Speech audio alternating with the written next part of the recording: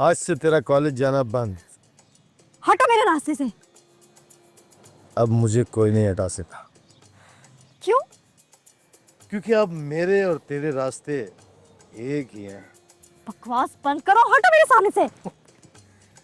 फत्तू भाई, तू इस किस्से को खत्म क्यों नहीं कर देता है? 3 साल हो गए ये खामोश लड़ाई लड़ते तुम लोगों को।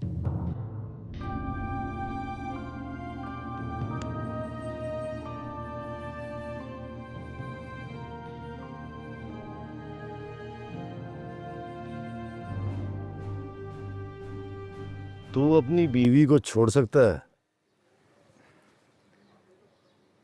लेकिन यार, वो तेरी बीवी तो नहीं है। तो हो जाएगी। बकरे की माँ कब तक खैर मनाएगी?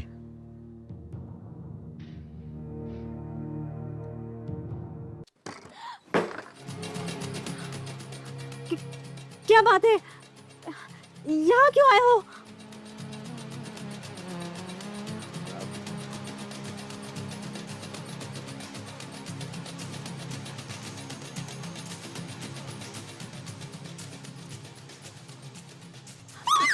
जा।